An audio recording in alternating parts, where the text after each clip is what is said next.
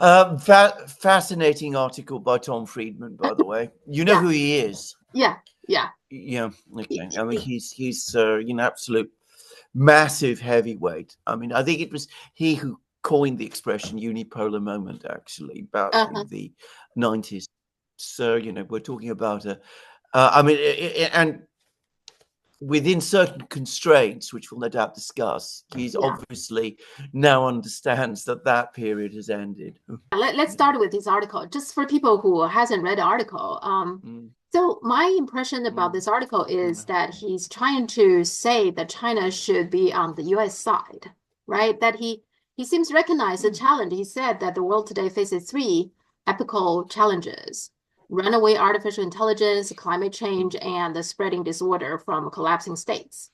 And so for him, it seems like he Mm. recognized to solve all these problems, the US China needs to work together. And here's what he said, Mm. interesting, I find. He said only the US and China working together with the IMF and the World Bank will have the resource, power, and influence to stem some of these disorder, which is why I repeatedly challenge my Chinese interlocutors. And why are you hanging around with losers like Vladimir Putin, Russia, and Iran? How could you be neutral between Hamas and Israel? Seems very obvious to me that he's trying to pull China to the US side against the Russia, Iran, Mm. and Hezbollah. Is that right?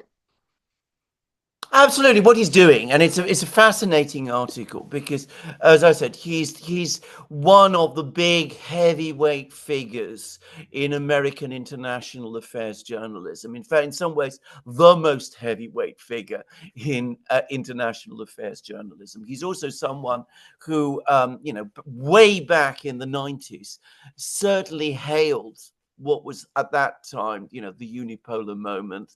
He Mhm. was the person who spoke about, the United States being the extraordinary power. He now understands, he's a clever man. He now understands that's over, that China is at least as powerful in some respects, in many respects, as the United States is. But he's not prepared to make that further step because what he wants, the relationship that he imagines, is one in which China agrees with the United States.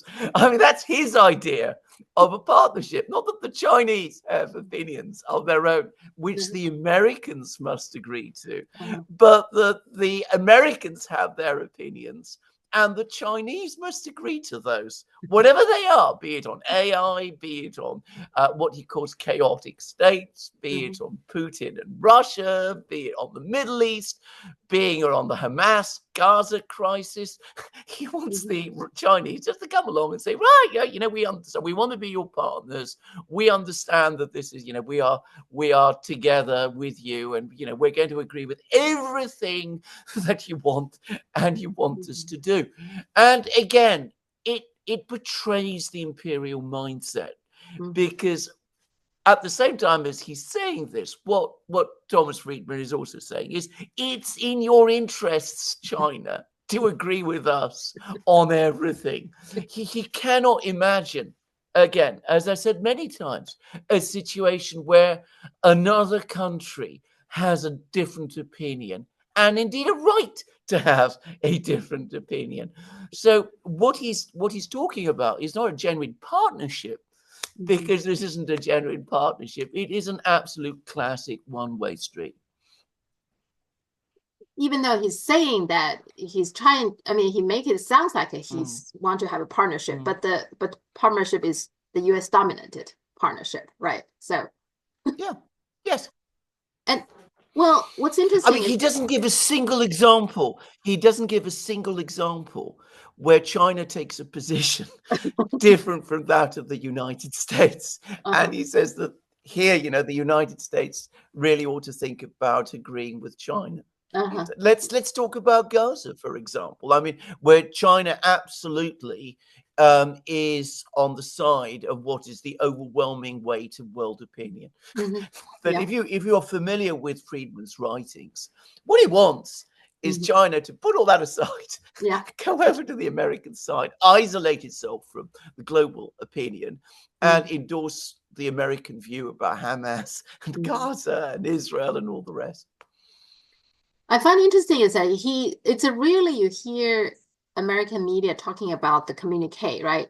But what he mentioned only the Shanghai communique. He didn't mention the other two.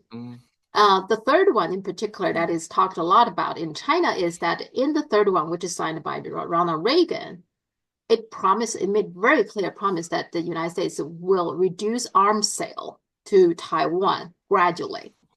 Now, if the U.S. kept its words, by now, I mean, the third communique was signed in 1982. So if the U.S. kept its words, by now there should be very little, if anything, arms sale to Taiwan. They said gradually reduce the arms sale, but clearly the U.S. has not, and he didn't mention a word of that. He only mentioned the Shanghai communique. Isn't that very interesting and very typical? I find. Oh, it's absolutely typical. It follows directly from what we were saying before. So China has to agree with the United States about everything. Obviously, it's an important country. We must take it seriously. We must show great respect towards it. But it always has to be on our terms. And if there are signed documents that say things that are inconvenient to us in Washington, well, you know, the best thing that the Chinese can do is forget about them. They can forget about the fact that we promised way back in 1982 that we would be ending arms sales in time to Taiwan. I mean, that really isn't important, because we've got to develop this great new friendship where we control AI and all these bad actors around the world and do all of these things, because that's what America wants. That's basically what it's about. So, you know, don't waste your time worrying about the fact that we're arming Taiwan to the teeth, and that this contradicts agreements that we already made with you in the past. I mean, it's not really in your interests to make an issue of that, because we know best, because we're America. I mean, that's basically what this is all about. And it's exactly the problem with the Americans. I mean, they have an incredible memory in terms of events. They always remember what is useful and important to them and forget everything else.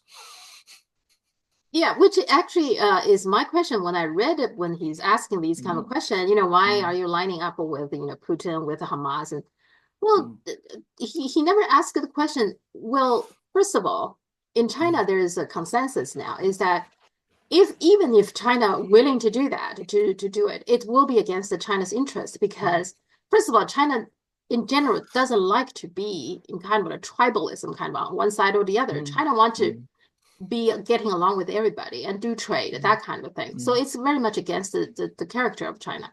And secondly, even let's say China's interest in that, there are two problems. One is if China helped the U.S. on the U.S. side to get rid of, you know, destabilize Iran and Russia and let them collapse and stuff like that, then China will be next, right? First of all, that is pretty clear to everybody. And then follow that, if even let's say the U.S. is saying, oh, he actually proposed another communique. So let's say there is a communique put in place. Okay, we're going to, you know, keep this a good relationship, blah, blah. Why would China believe it? Why would China trust the U.S., right? Isn't it? Well, absolutely, especially when he ignores one of the communiques that actually requires the United States to do something, which it is not doing, which is the one about arming Taiwan. So absolutely, why would the Chinese trust the United States? And every other point that you're making is an absolutely valid one. I mean, what Friedman and some Americans want is that China, as they say, in its own best interests, should construct the system which will enable the United States ultimately to isolate and pull down China. I mean, that's essentially what they say. And of course, you know, the Chinese, you know, you've got to be reasonable and, you know, civilized people. We're always civilized. Others, the most ancient civilization in the world, is not civilized in the way that we are, just to say. But, I mean, there is always that mindset. You know, if the Chinese act responsibly and wisely and correctly, they will take all of these steps in order to destroy themselves. I mean, that is exactly one of the things that Friedman is saying. Now, over and above that, I think that there are other issues why the Chinese government will never accept this. Firstly, I mean, what Friedman is basically saying is that the United States should take over China's foreign policy. I mean, that China, you know, the world's oldest country, the world's most greatest country in some ways, this tremendous civilization should subordinate its foreign policy to whatever whims the United States has at any particular point in time. I mean, that isn't going to happen. I mean, the Chinese people have fought for their independence ever since, well, anybody can remember, but, you know, in terms of modern history, ever since the British started to come into China in the 1840s. They're not going to give up their independence now. I mean, that is just absurd. That is a ridiculous idea. And secondly, what Friedman is actually saying, and I think this is a view that many people within the Chinese government hold, and not just the Chinese government, in the academic community and all kinds of other places, is that what the Americans are asking the Chinese to do is not going to stabilize the global situation. It is going to destabilize it even more. It's going to create chaos in Iran, and it's going to create chaos in Russia if it was achieved. It would create chaos in all kinds of places. It basically is asking China to be the subordinate arsonist to the main arsonist, which is the United States. And again, the Chinese are never going to agree to that. What they're going to say to the United States is, look, I mean, you know, we want to absolutely, we want to trade with you. We want to do business with you. We have our opinions about all of these conflicts. If you want to work with us to settle these conflicts peacefully, absolutely, we're there. We are a responsible member of the international community. But please don't lecture us. Please don't insist that we must always agree with you about everything. We are entitled to our point of view. And we understand, which apparently you don't, that others have points of view also, which must, in addition, be respected. That is the fundamental difference between the two countries. It's a very interesting article because it highlights those differences in a starker way than you tend to see. Because and I think he's sincere about this, reaching out to China, what he's doing is he's exposing the limitations of the American mindset at this particular time. Yeah, I also find it interesting because it's a different style. It's not the hawkish, you know, China evil, China threat kind of a rhetoric, right? Yes. It's much softer. On the surface of it, it seems like he's more understanding of China and, you know, more in line, kind of like a peaceful, cooperative kind of a tone. But down to it is still what you're saying. If you read between the lines, what he's right, the bottom line for him is that you should just do what we say. Right? Well, exactly. I mean, he doesn't know anything clearly. I mean, he's a clever man. Yeah. He understands that China now is a great power, that he can't be ignored. That is an advance over some people. I mean, he's not somebody who believes what Gordon Chang is writing, for example. I mean, I give him credit for that. He's not reduced to that level of stupidity. He understands that China is a force in the world, a powerful force, one that the United States needs to take into account. But he cannot ultimately drop the hegemonic mindset. Maybe hegemonic is a better word here than imperialist, because I mean, what he assumes is that the United States is always right and that others must agree. And as to China, I have to say this, I don't think he understands it very well. I don't think he understands it at all, actually. I think that he has some understanding of economics, of relative power, of the growth of the Chinese military, which is something that the Americans always get worked up about. He understands those things because they're things that Americans can relate to, but about Chinese history, Chinese philosophy, Chinese culture, Chinese intellectual thought, Chinese traditions and history, he doesn't understand any of that. And that is really remarkable, because I remember when I arrived some years back in Shanghai, the very first thing that you saw when you arrive at the airport is statements about Chinese culture and about the immense pride and importance of it to the Chinese people.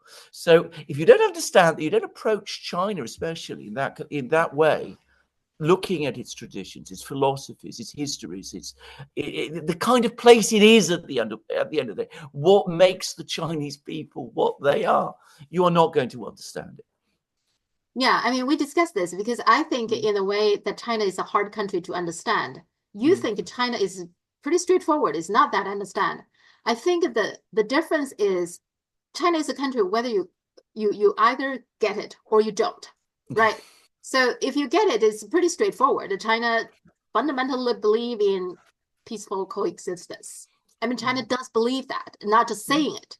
No. Whereas in the West, they talk about that, but deep down, they don't believe it. They believe in power, overwhelming one power overwhelming the other, right? Yeah. They believe in zero-sum games and those sort of things, right? So, that's not China's mindset, right? That is fundamentally different. Which that is exactly right. I mean, what makes China very difficult for Westerners to understand is that it is different.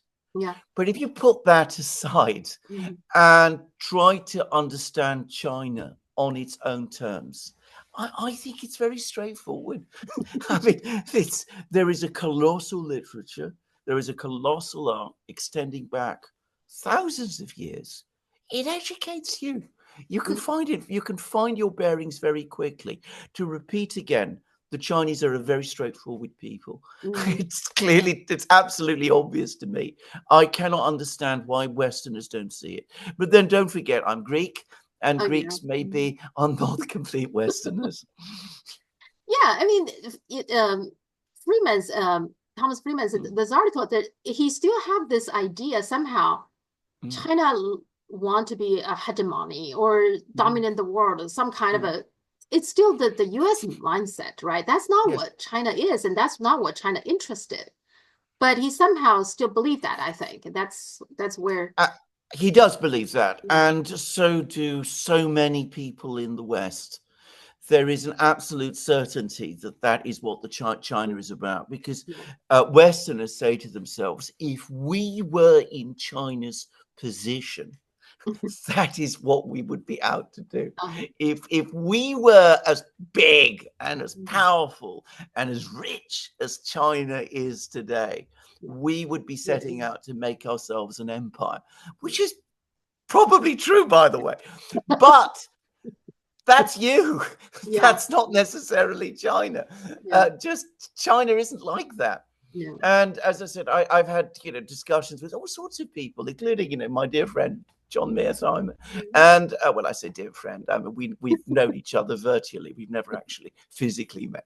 But anyway, I think Westerners find this very, very difficult to see. I think that they don't understand that they're dealing with a completely different political culture and philosophy, not just of international relations, but it's grounded in a completely different outlook to the one based on power, which is the one that Westerners have. In fact, can I just make a suggestion to Chinese people who are watching this program? In order to understand the Western outlook on great power competition, I don't think that there is a better book than the book by A.J.P. Taylor, written in the 1950s, The Struggle for Mastery in Europe, 1848 to 1918, which is all about the competition between the European powers for mastery in Europe. I mean, it gives you a very, very good understanding. It's basically a diplomatic history, where it gives you a very clear understanding of how all the various European powers thought about things and about the kind of assumptions, because they were all Europeans, including the Russians, by the way. So don't accept the Russians from this, including the Russians, how they all thought. They all operated within this framework of thinking in terms ultimately of power, of control, of dominance. China isn't about that.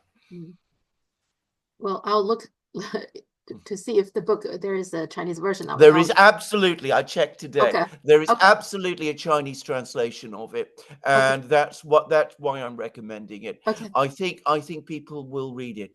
I think they will find that we have not got past our period of the warring states. If I can say this, if you talk about Chinese history, I mean, that was the great conceptual breakthrough that the Chinese people made.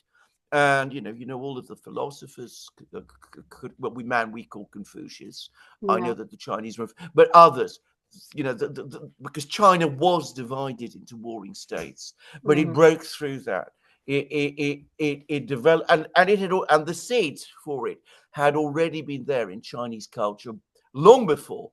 But we have never established a framework of thinking and philosophy and culture and way of living that transcends this. And as I said, this book, which, as I said, I know is published in China, in Chinese, is one which I think Chinese people might be very interested in. And it will explain to them a great deal about the way in which Western states think about international relations.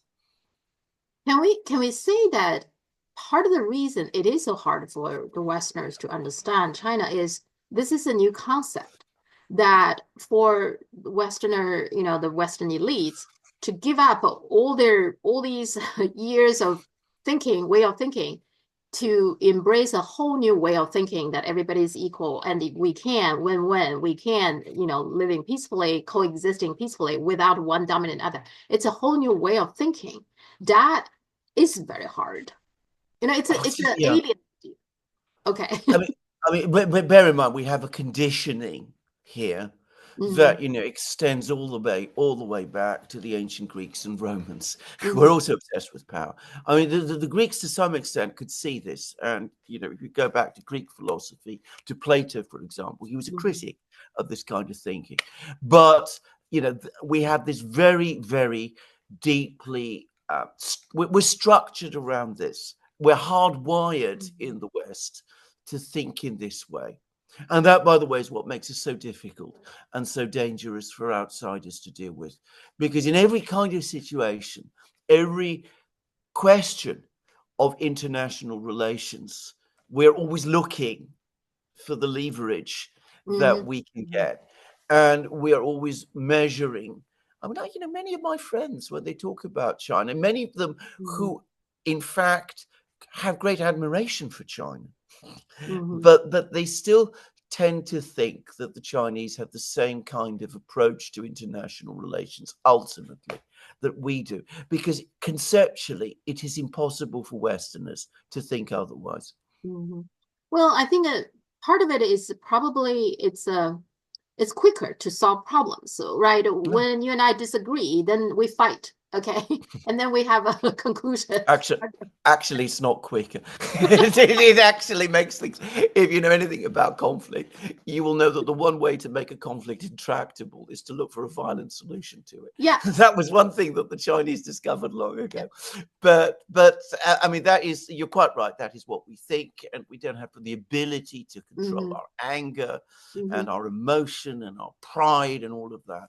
But there it is. I mean, that is the fundamental problem that we have. And as I said, we are hardwired to be this way.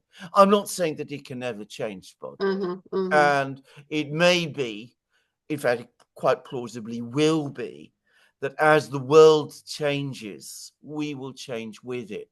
But for the last 500 years, we've been the dominant civilization.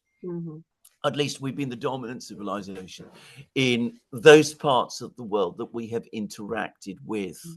And so we've not really had the impulse to change that perhaps we will start to from now on. Yeah. But if you think about it, I think the problem is because the dominance of the Europe, that's before that, the world actually, if you look at Africa, if you look at America, people actually do live peacefully, different tribes. There is not even clear border of countries, right? There is different tribes, and then they could be very different in many ways, but they coexisted long time peacefully. Well, it is Europeans who actually disrupted the whole thing, I think. Well, absolutely. I mean, the classic case study is the Middle East.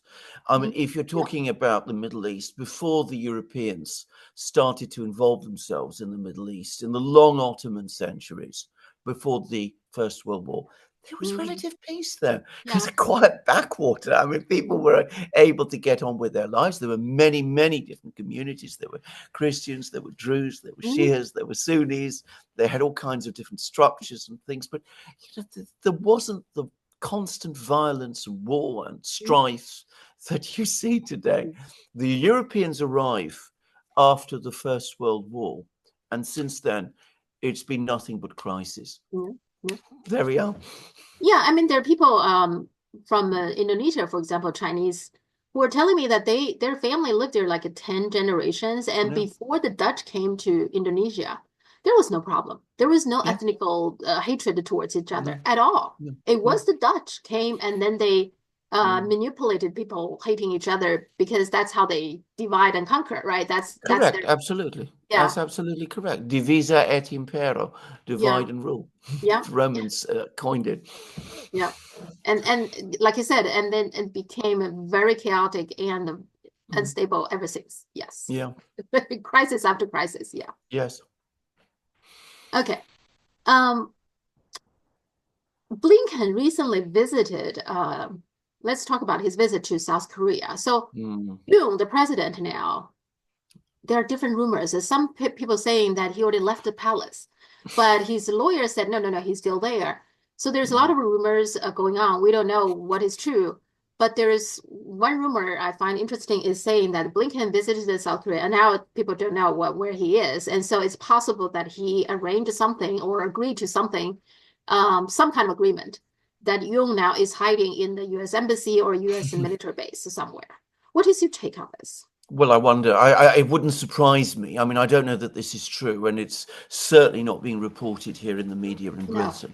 No. But all I would say is that my own personal view about this is that the United States is deeply implicated in the martial law decree and what was essentially an unconstitutional coup, as far as I'm concerned, it was. And for that reason, if they can't keep Yoon in the presidency, and that's looking increasingly difficult, I think they want to extract him and all of the people who were close to him in order to conceal their own involvement. And in the last weeks of this administration, I can see quite easily how that could be a priority. So it wouldn't surprise me. Yeah, so it's all kinds of rumors. And of course, he also visited Japan. And in the meantime, Jake Sullivan visited India. So what the Chinese netizen is saying is that until January 20th, there's toward the end of the Biden administration, he's still doing his best to still trying to stir troubles around China. Is that what they're doing? Yeah, absolutely. That is exactly correct. I mean, people talk a lot about the Biden administration's hostility to Russia, which is definitely there, but their ultimate adversary is China. If you look at the way Biden himself used to speak about Xi Jinping, he used to get so angry whenever he talked about Xi Jinping. So absolutely, they want to strengthen the so-called alliances that they have against China, which are not really alliances, at least not in some cases. I don't think India is really an ally of the United States, and I think it's probably coming to the view that it really needs to mend its fences with China. But nonetheless, that's what they're doing. They're trying, even as they're about to leave, they're trying to keep together, hold together this strategy of isolating China. Because coming back to our earlier discussion, they see that as essential to preserve US dominance. Yeah, to contain China, right? So to contain China. Yeah. I mean, again, it never felt that a transition is so long. There's still 12 days. It feels really long for this time. Yes. Yeah. Justin Trudeau's resignation, I don't quite understand. So he resigned, but he also still staying there. He said he will stay until the new people are replace him. But the new person are two. One is the Liberal Party's leader that he's resigning from, and then prime ministership also he's resigning. So when they got the new leader to replace him to be the Liberal Party leader, does that person automatically become the prime minister, replace him, or they have to wait until October election? How does it work? I'm assuming, I'm not an expert on Canadian politics, but I'm assuming that Canada follows the Westminster model. Okay. So remember that the King of Canada is the King of England. Okay. Britain. So the practice in Britain, and I presume it's the same one in Canada, is that the Prime Minister is the person who's able to command the confidence of the Canadian Parliament, which means the leader of the biggest party, so that the king, through his viceroy, will appoint the new prime minister as soon as the Liberal Party elects a new leader. Trudeau will step down and the new prime minister will take his place. I'm going to express my own opinion about this, by the way. It seems that Trudeau was about to lose a vote of confidence in the Canadian Parliament. I think he stepped down, not just on his own initiative, but his party wanted him to step down in order to avoid elections, which they would have lost very, very badly. Because if they'd lost a vote of confidence, it would have been very difficult, again, under the Westminster model, to resist a call for elections. So they wanted to avoid elections. So Trudeau has stepped down. He's going to remain acting prime minister. Probably he's going to try to engineer the succession. I mean, that's often the way. So in other words, if he lose a vote of confidence, they will call an early election. Is that what it is? Yes. Okay. I think this is what this is all about. Actually, they want to postpone the election till October because their polling ratings are just terrible at the moment. Okay. Yeah, that actually was my next question: is what triggered? He just decided, because we know these people they're very reluctant to leave. We talked about that. Telling me, well, I mean, it ought to have been obvious to Trudeau at least 2 weeks ago that his political position had collapsed when Chrystia Friedland left the cabinet. I mean, that was at that moment. From that moment on, there was no real way that he was going to remain prime minister, and that he tried to cling on for a further 2 weeks tells you how reluctant he was to leave. Yeah. What do we know about the possible candidate to replace him, like this guy, Mark Carney, who is a banker? And then the other people talk about is Christian Freeland. And Freeland. What do we know about these people? Who do you think can replace him? Well, I mean, politically, the two best known people in Britain are Chrystia Freeland and Mark Carney. Now, if I can just talk about Chrystia Freeland first, she was a journalist on the Financial Times, and I remember reading her articles then and her reports and being completely unimpressed by them. And so much so that when she became a major figure in Canadian politics, it never occurred to me that she was the same person as the person who was writing those articles in the Financial Times. I assumed it was just two people with the same name. I mean, it left me incredulous that she would rise so far and so fast. I think that she has just risen and risen and risen because she is this fervid anti-Russian figure, which she wasn't, by the way, when she was writing on the Financial Times, but she's developed that sort of persona, and of course she's got Ukrainian background through, I believe, her mother's side, so and a dodgy Ukrainian background, by the way, and I think that does appeal to some people. It gives her lots of allies and friends in the the intelligence world and the security world and all of that, and I think that's enabled her to float rapidly upwards, far beyond her abilities. Just saying, it's possible that this will be enough to make a prime minister. Now, Mark Carney is a more interesting man in that he was governor of the Canadian Central Bank, and he was also, for a time, governor of our bank here in England, the central bank here in England. That's interesting. He was governor of the Bank of England, which tells you, by the way, how close the connection between Britain and Canada still is. So the British know him very, very well. Okay. And I think the general view about him is that he's technically quite accomplished. I mean, he's quite, he knows about banking. He knows about those things. Nobody, I think, thinks of him as a great economic strategist. And nobody until now has ever thought of him as any kind of politician or political leader. He's seen in effect as a kind of technocrat. He's known to have been fairly close to the Labour Party in Britain, which is very allied to Justin Trudeau's Liberal Party in Canada. So he's sort of that kind of school, but a capable but rather lackluster technocrat is what most people think of him of. The sort of person that's quite common in Europe, Mario Draghi, for example, who was once Prime Minister of Italy. That's the kind of person that he seemed to be.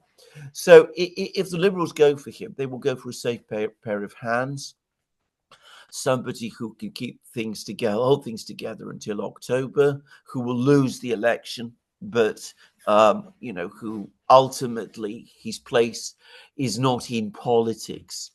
If they go for Chrystia Freeland, they're going for broke. They're going for a much more political figure, somebody who perhaps they hope will pull things round, or if not, who will become a strong opposition leader in the future, and who will be able to keep the current, the future Conservative government following the same policies as the current Liberal government is following with respect to Russia, China, and all the rest.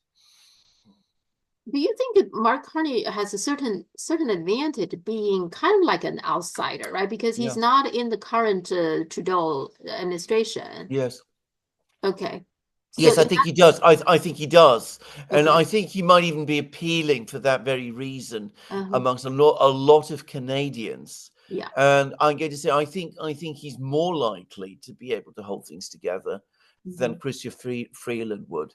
So, I can see him being a relatively successful and relatively popular Prime Minister until October. He probably wouldn't be able to turn things around sufficiently for the Liberals to enable them to win the election. But he might limit the damage, and then presumably he would go because he would have lost. And at that point, Chrystia Freeland or someone like her might take over. But this is the idea. You put a technocrat in charge. He holds things together until the moment when the politicians can come back. We've had that happen a lot of times in Greece, by the way. In Greece and in Italy, this is very common. Also, Trudeau, when I think about him, I think of several other people. Like, I think that he always reminds me of Macron, Sunak, and Obama. I feel like this group of people, they are more or less the same kinds. They come from very nice families with really the best education, and they dress nicely, spotless and so polished with their talking and their gesture, all that there. Yes. But they totally have no clue of regular people's struggle, right? Do you think? Absolutely true. Actually, I agree with that entirely. I mean, this is a period in Western history. I mean, when all of these people, they began to emerge during the Clinton years, and then with Obama, they came into their own basically. And you're absolutely right. That's exactly what they are. They all come from privileged, affluent backgrounds. They've all been to the best schools. They've all got impressive academic achievements behind them in many cases. Well, maybe less so in Trudeau's case, but still, he was a school teacher and all that. But anyway, as you rightly said, they dress immaculately. They're good looking. They're all of those things. They're suave. They're urbane. They appeal very strongly to a section of the Western middle class, the affluent middle class, Mm-hmm. who are attracted, very attracted to those sort of people. Mm-hmm. They talk a progressive talk, which again Yep. appeals to that same affluent middle class. Mm-hmm. And, you know, they're poster boys. But you're absolutely right. They're not really effective politicians Mm-hmm. in the sense that they're not really interested in getting things done. You can have, you know, tough people from working class backgrounds who actually do things, Mm-hmm. or you can have tough engineers or people who've worked their way up through the system, who've actually understand how things work and how things get done. But a type of middle class person in the West doesn't like those sort of people. Mm-hmm. They're a bit too jarring. They've got Yeah. dirt on their fingers and they don't talk in that nice, smooth way. And of course, all of these people that we've been talking about have identical views on everything. I mean, that is the other. I mean, Russia, China, how politics should be organized, what people should do, economics, all of that. They're all the same. Yeah, it almost like a cookie cutter, right? That type Yeah. of people that Yeah. seems like a very popular. But I think the interesting thing is that when Obama was running, he claimed that his advantage he put forward was he's an outsider. I think Macron also run some kind of a, Yeah. you know, he built up his own party, right? He didn't rise from the existing party system. So they all try to portray themselves as outsider. But as soon as they got into power, they pretty much just doing whatever the existing system want them to do, right? You're absolutely correct. I mean, this is one of their particular skills, Mm-hmm. is that they're able to project themselves as outsiders, where in fact they're consummate insiders. Mm-hmm. I mean, if we're talking about Macron, he goes through all the top schools in France, including the ENA, the École Nationale d'Administration, which grooms the French elite for government. He went through all of that. He was finance minister in one of the earlier governments. And somehow he manages to persuade everybody that, you know, that's not really him. He's actually outsider. Obama, it's the same. Oh, yeah, he has this sort of narrative that he's some kind of outsider. He's actually been deeply involved in politics in Chicago. He's a professor of constitutional law in Chicago. He's all of these things. He knows everybody. As it turns out, he's very well connected in the Democratic Party. But again, people see him as the outsider. And well, and as for Justin Trudeau, well, his father, he is, of course, the consummate insider because his father was prime minister for I don't know how many years, at least 11 years. So that must make him an outsider. If your father's prime minister, that must make you an outsider. I mean, but you're quite right. They've been very skillful at projecting that image of themselves, even though they are the exact opposite. Yeah, Trudeau is very interesting. If you look at his background, he actually doesn't have much of experience to be the prime minister, to be honest, right? No. But I remember when he was running, it's almost like that his advantage. He's not so involved into politics. And then when he first elected, he was very popular. I remember, you know, he had this, you know, beautiful wife and 3 kids, and everybody see he's so young and dashing and all that sort of thing. Looking at now, you know, when I was watching his giving his statement for resignation, he looks pretty tired and pretty down. It's a pretty remarkable fall, though. The whole thing is remarkable to watch.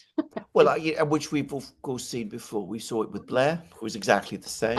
Incredibly popular first 2 years, good-looking man, beautifully dressed, interesting and attractive wife, lots of children, all of that. We had exactly that.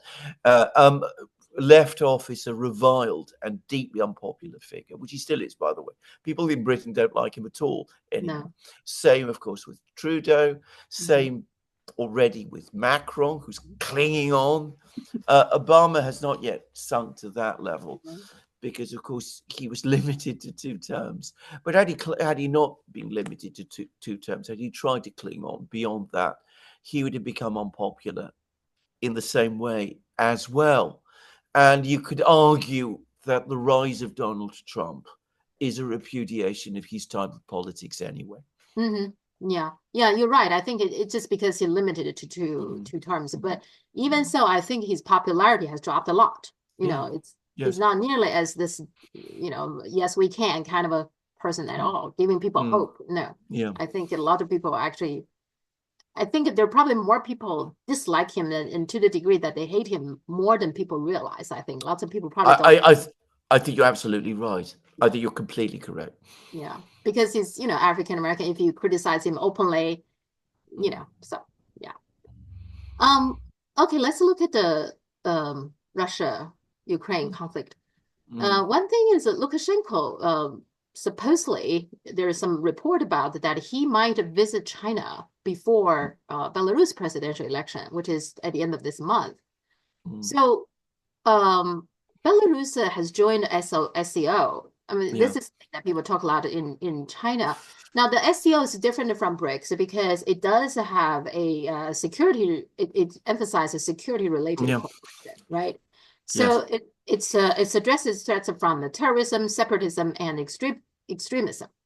So they and so that is making SCO very different.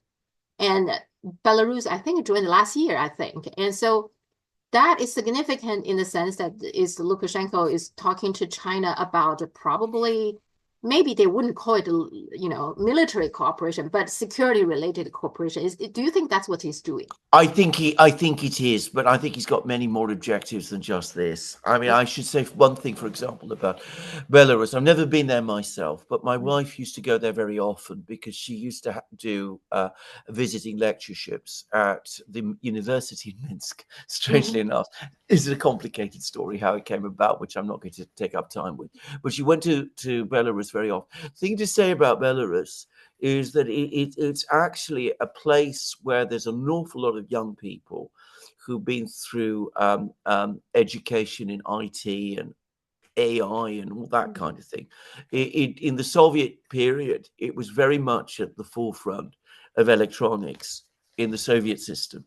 And they sort of were able to build up and retain that. Now, that was all based to some extent on the connection with the West. Now that that's gone, what Lukashenko wants to do, and he's somebody, by the way, who is a classic example of the opposite of what we talked about. He's working class, tough, talks a rather sort of extraordinary language sometimes, but very, very, actually very, very practical, very hardworking, a very, very good manager, somebody who really does take an interest in the welfare of people and protects factories and does all that kind of thing. So he wants to develop Belarus's economy. And he wants to attract Chinese investment. There's already a lot of Chinese investment in Belarus. The last time my wife was in Belarus, she said the Chinese are everywhere, and you see street signs in Chinese. No, and it's not a problem, and people are not embarrassed or upset about it. On the contrary, they welcome it. But he wants to develop that even further. He's got things he wants to offer to China to do this. He wants, he wants, I think, China to invest in Belarus's electronics. He's got people who he thinks he's talked about this, who could help with AI systems and things of that kind. So he's got lots of good reasons to want to go to China. And you think he's going to be reelected?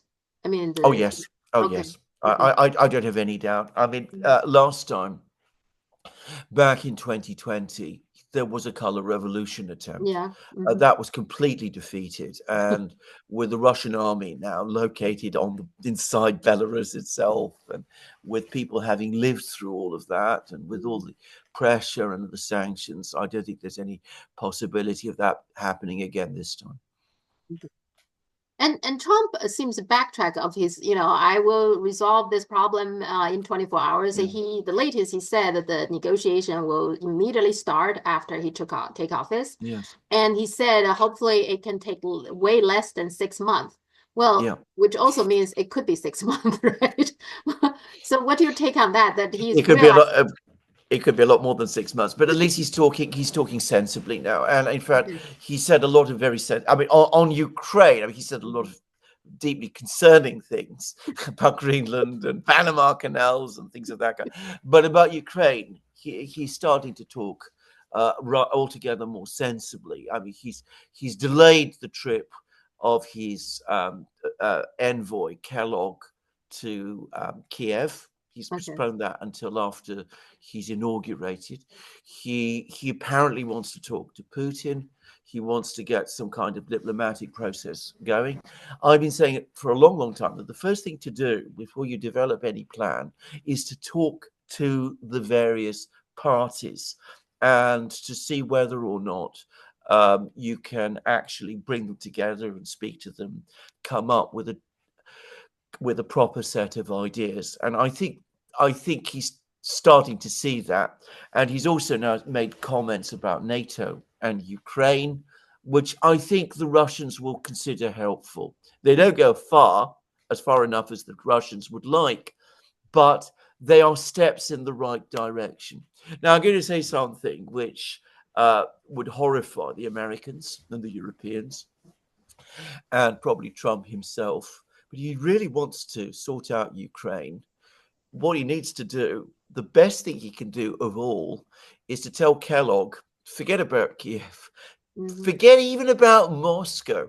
Why don't you speak to that person who's already been visiting these two capitals and trying to get something going, who's Li Hui? Why not speak to him?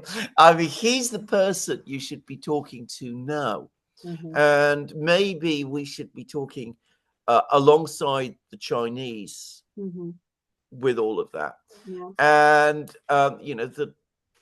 if we worked together on this one, then that might actually not only facilitate a peace, but it might also mean that we could actually establish a better dialogue with each other, with the US and China. Unfortunately, I'm afraid it's not going to happen.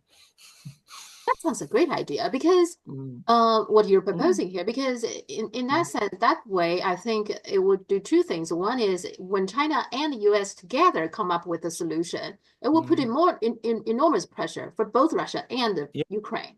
Yes. And also, I also think that Russia will trust that more, will believe it more, I think. Right. Absolutely. It will also make for a more realistic negotiation, because the ideas that have been coming out of Washington over the last and Europe over the last 3 months, a couple of months, have not been realistic. So whereas Li Hui has actually talked to these people, he's met Zelensky, he's met Putin, he's met all of these people.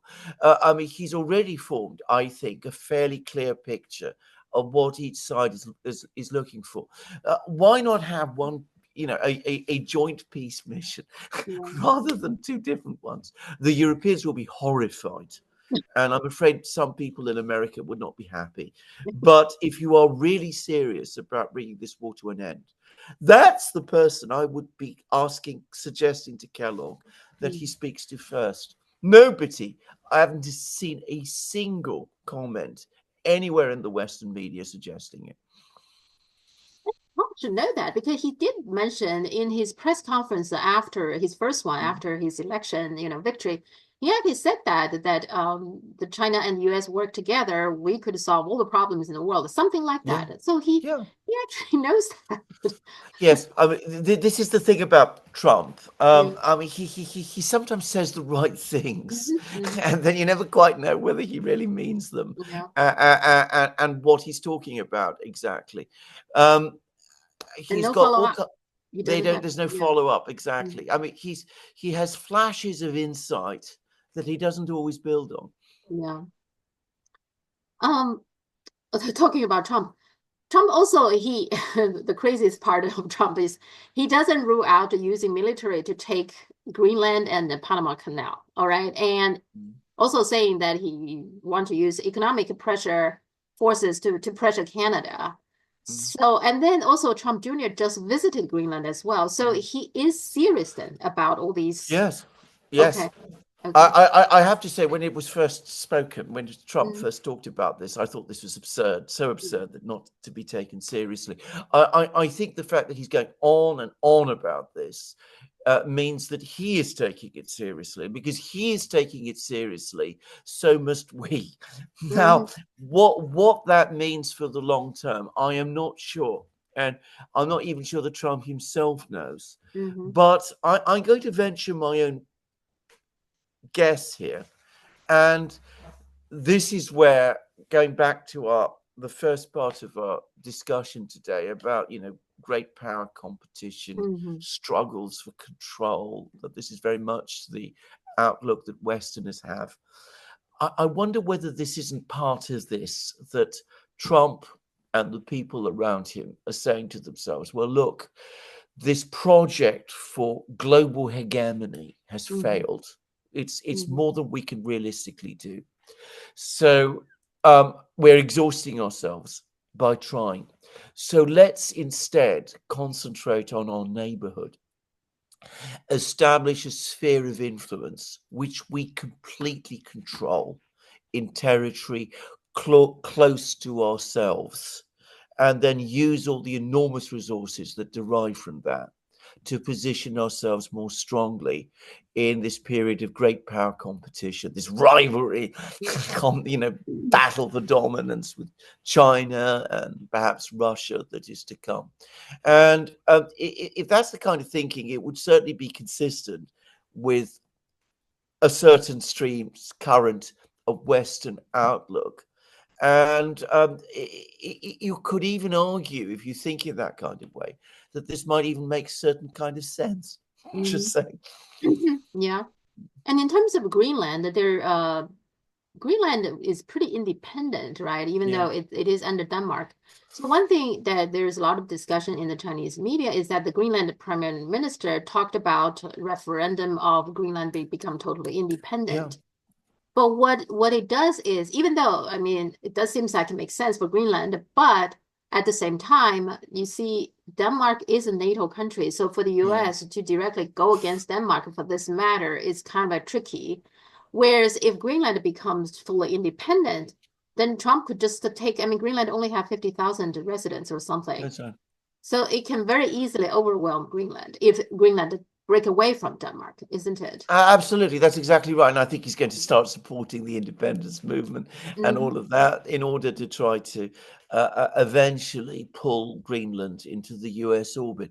And I think people in Greenland, I mean, I don't know what they feel about this, but perhaps they ought to bear that fact in mind.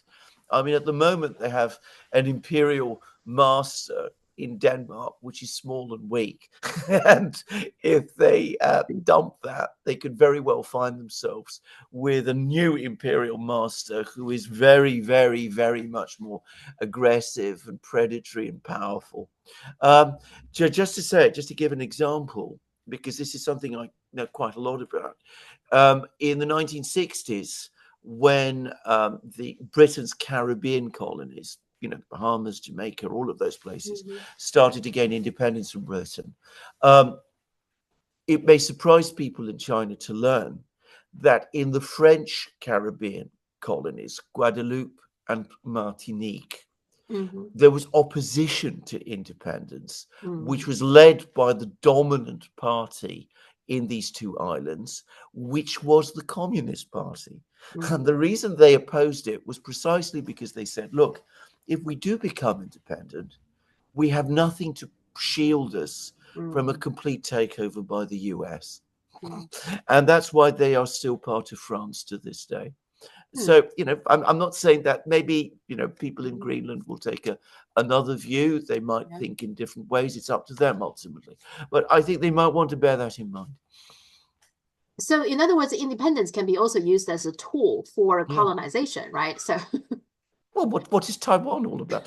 At the end of the exactly. day, I mean, isn't that exactly the same?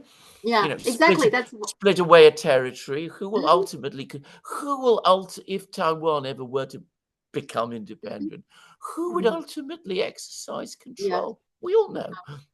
Exactly. That's why Taiwan can never be, independence. I Yeah, mean, there's so yeah, many reasons, but yes, that's one of the most important one because then it's not going to be independent. I mean, if Taiwan totally independent, that would be a different matter, but Taiwan will not be independent. No, absolutely. Of course Yeah. not. I mean, anyway, I mean, Taiwan achieves independence by returning back to China, which is a strong independent country of which Taiwan is part. If it achieves a nominal independence, it will become an economic and political and military colony of the United States. Yeah. That's the real choice the Chinese people in Taiwan face. Exactly. Yeah. Actually, this question I have is related to what you just said. Trump's people around him are considering moving forward with the U.S. So Trump is now considering a national economic emergency declaration, which I just read. Okay. When he does that, apparently it will allow him to immediately put in new tariff programs to impose 10% on global imports, all the countries' imports to the US, along with the 60% for Chinese goods. And of course, he talked about 25% of Canadian and Mexican goods. So this seems to me like, on the one hand, as you're saying, that he's trying to strengthening the influence of the U.S. over Canada, kind of the Panama Canal, and possibly Greenland, you know, all that thing. At the same time, economically, kind of isolate itself, right? When you have it's Fortress America, isn't it? I mean, this is what it really is. I mean, retreating to behind your tariff wall, secure your near abroad, to use a Russian expression. And it is a retreat into Fortress America, and end your commitments. You know, your long-standing security commitments to Europe and everywhere else, which you've come to increasingly see as a problem and a drag on yourself. You know, there are elements of this which I can understand and even have some sympathy for, in that the US is grotesquely overextended. I mean, even Americans are now starting to see that. The problem is, this isn't the way to go about doing it. The way to go about doing this is to work towards an orderly transition towards a more balanced, democratic global system, which the United States can achieve through cooperation with the other big stakeholders in the system. First and foremost, China, but some of the other important states that are emerging today. Russia, which is soon going to be reestablished as a great power, not on the scale of the US or China, but nonetheless a great power. Other important states as well. So that this means not retreat into Fortress America, but start, you know, don't retreat into self-isolation. Look instead for actual, well, let's call it win-win partnerships, which will enable you to stabilize the global system so that you can actually successfully chart a proper course for the welfare of your own people. And that means looking into the financial issues, getting the help of other countries. I mean, you shouldn't want to end global trade. I mean, it makes no sense. It's like the child who smashes all his toys because, you know, you suddenly feel that, you know, things aren't going quite as well for the child as it wants to, because the global system, the global economic system, doesn't make you number one. You shouldn't want to just opt out of it entirely.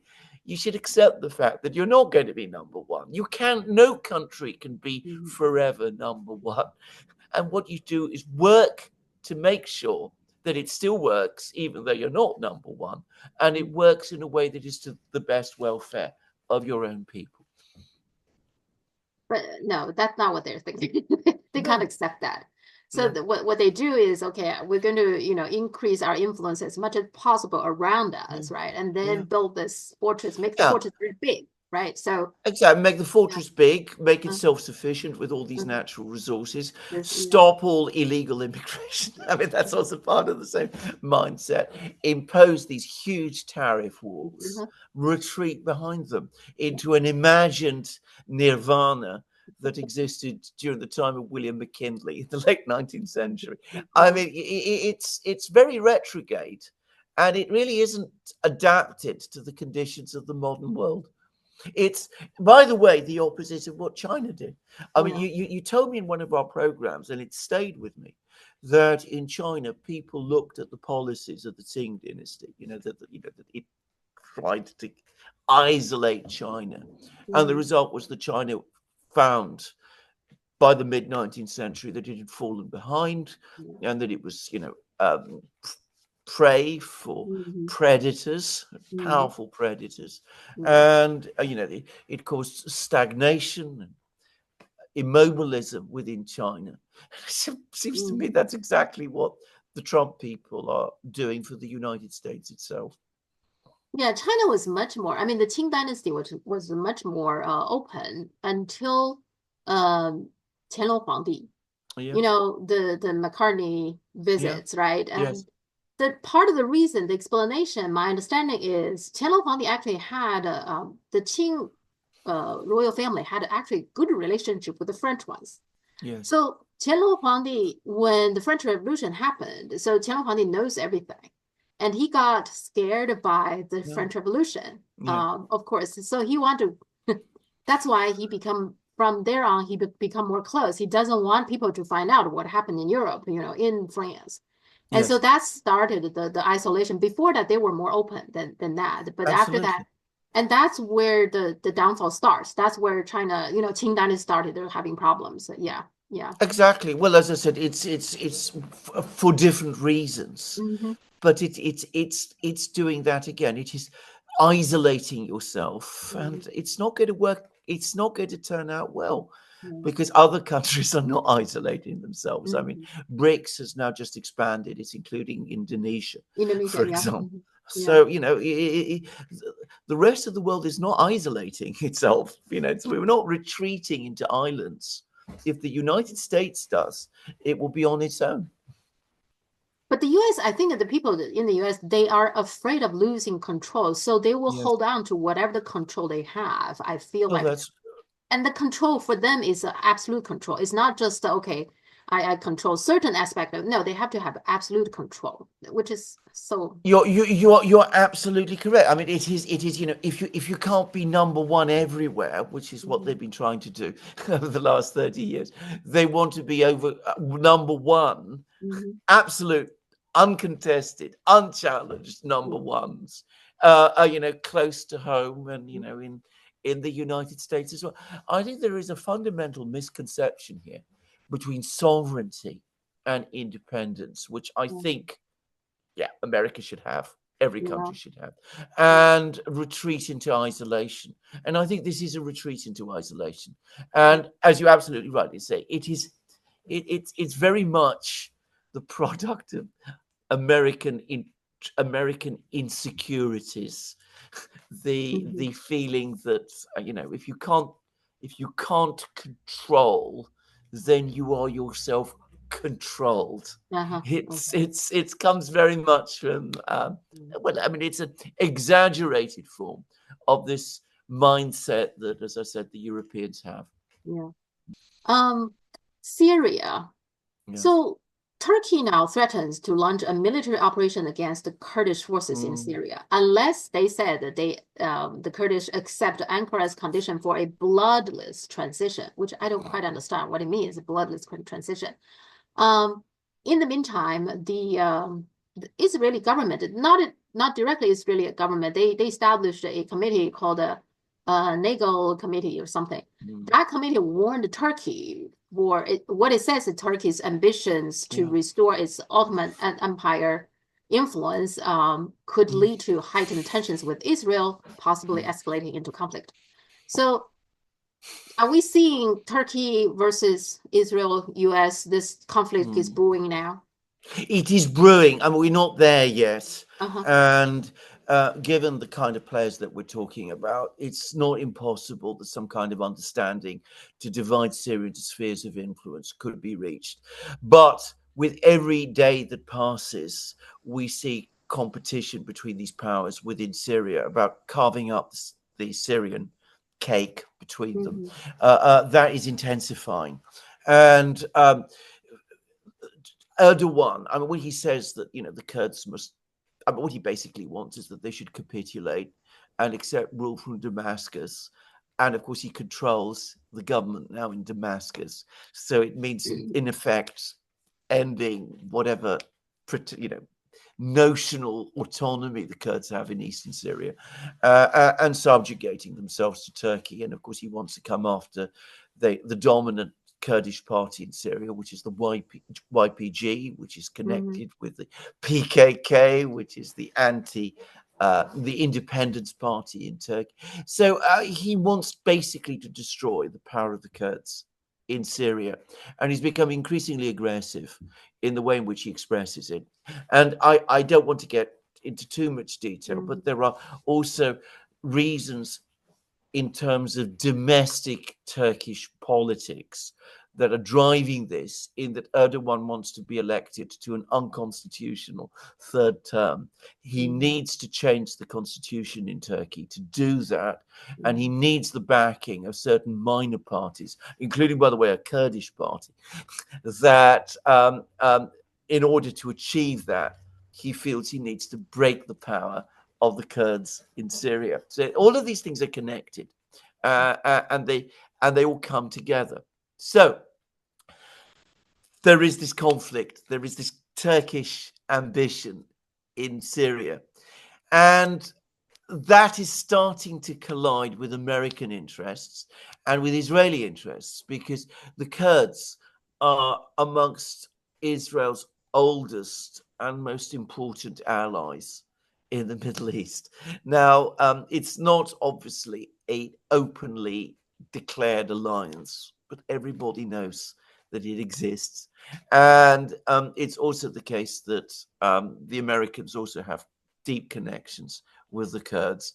So this is creating possible sources for conflict between Turkey and Israel, and Turkey and the United States. And there's increasing talk of war. Now, I still think that we are some distance from that. But if you remember, when Assad fell, we did a program together in which we talked about how Syria is becoming a vacuum, and that it's drawing in competing and rival countries, Turkey, Israel, the United States, and that unless this is carefully handled, it could all end in conflict. And sure enough, that's exactly what we're now seeing. Yeah. One more thing I want to talk to you is, last time we talked about the Russiagate. So, 2 days ago, I saw Aaron Mate. He wrote on his Substack something about more things coming out, because he apparently demanded some information that the FBI has withholding until recently. They made it public, but it's heavily redacted, so it's not a whole lot.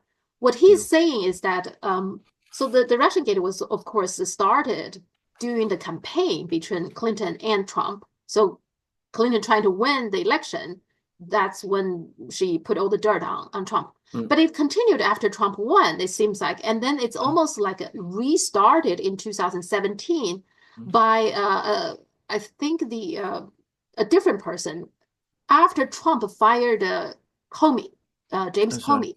So it's his deputy director, Andrew McCabe, started to almost like restarted the new investigation. So what Aaron Mate was trying to find out is why, based on what, you can do that, because he is the sitting president, right?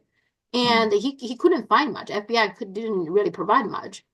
I notice the problem here is this, that the chain of command here is not very clear. On the surface, I was trying to figure out whether it's the president, the attorney general, and FBI director, or president, attorney general, FBI director. What is the chain of command? So the president have the right to appoint these people. At the same time, supposedly the FBI director is supposed to report to the attorney general. So you see the confusing here, which in reality giving FBI like unlimited power in a way, because nobody is really the boss over FBI. Is that what the problem is? This is absolutely correct. I mean, the director of the FBI isn't a member of the cabinet. So he's not immediately and regularly accountable to the president. He reports to the president through the attorney general, Mhm. except the attorney general doesn't really control the Mhm. FBI. And of course, the president, in theory, is able to deal directly with the head of the FBI whenever he wants. Yeah. Now, when you create that kind of structure, and bear in mind, I work in government, so I know all about this kind of thing. I've lived it many times. When you create this kind of structure, it's exactly what you said. Everything becomes, or the lines become crossed, and there is no real line of control at all. Mhm. The attorney general just basically focuses on legal matters. The president has 101 other things to do, Yeah. and the director of the FBI does whatever he chooses. I mean, that's the way it really works. And that also illustrates to us what really deep state is. I'm always trying to explain to my, Chinese audience what really deep state is. It's a very strange concept. But anyway, so in this case, it seems to me that it's clearly demonstrated to us that the president really doesn't have a direct power in a lot of cases, because in this case, and a deputy attorney general, a deputy director could just start an investigation of the president. And the reason for that, it seems like he hated the fact that the Trump fired James Comey, which Trump has the right to do, but he hated that. So he started almost like a revenge, a way of for this investigation. So these people, they are not just one person. It's not just James Comey. There is a cabal, right, deep rooted in the government, right? That's what it is. Absolutely, you're completely correct, and I mean a cabal within the FBI. Now, you see, this is. Can I just say something? This is perhaps, now that I'm addressing Chinese people, the thing to understand about China. Again, I'm not saying this, on China's behalf. It's just, again, as I speak in terms of somebody who understands government, because I used to work in it. There is a structure. There is the Central Committee of the party. There is the Politburo. There's the Standing Committee of the Politburo. Alongside that, you have the Chinese government with its own various structures as well.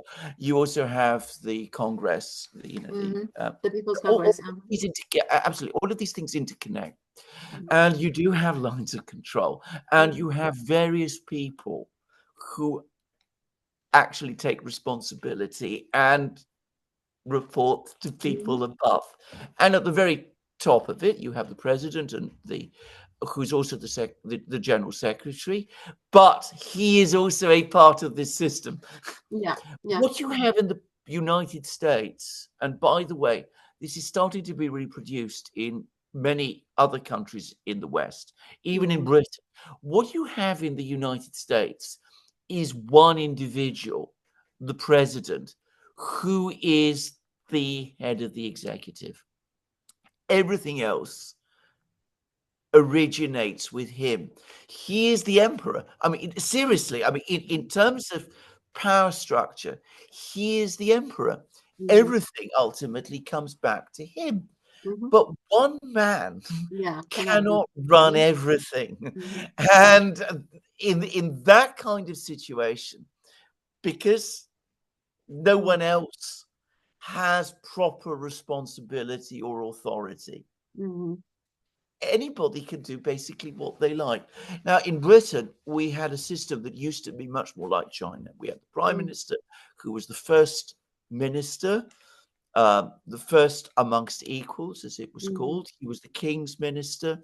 He worked through the cabinet. The cabinet had its secretariat. It's all of those formal structures. I can remember a time when Britain worked like that, and it was very, very well governed in those days indeed. But what has gradually happened in Britain, and you find this in France, in Germany, and whatever, is that gradually the power of the prime minister has grown to imitate that of the US president. And so everything, again, to a dangerous extent, is centered on one person. And one person cannot run everything. Even if they're Napoleon, they cannot run everything. It can't be done. So the result is that instead of one person being in control, no one is. Yeah. And then the result of that, I think that the kebab has a lot of power because they are there a long time and they're well established. They know the ins and out of the government. Yeah. And I mean, the I mean, situation with this reminds me of what happened with Alan Dulles when Kennedy fired him, but he still seems to have a lot of control within absolutely. CIA, right? So, yeah, so that's Because he has all his clientage groups that he's built up while he was there, like Comey and Mueller did within the yeah. FBI, all of these structures and apparatus that they created, because ultimately there is no control. I mean, the permanent bureaucracy will always say to itself, well, the president is here, but in 4 years he'll be gone. Yeah, that's We right. need to wait him out. And then whoever takes over, we can start with him all over again. So, I mean, this is how it works. As I said, in a properly organized administrative constitutional system, it doesn't work like that. As I remember in Britain, I mean, I used to live in a system in Britain that was different from the one we have today. But today, I'm afraid, institutions have broken down and power has become much more personal and centralized. Yeah, yeah. And I think the Russiagate actually illustrate to us, you know, the how the deep state works. Yeah. Exactly. Okay. Yeah. Great. So, okay, thank you so much. Let's talk next Wednesday again. Indeed, absolutely. Have a very, very good week, Sophia. See you then. Bye. Bye.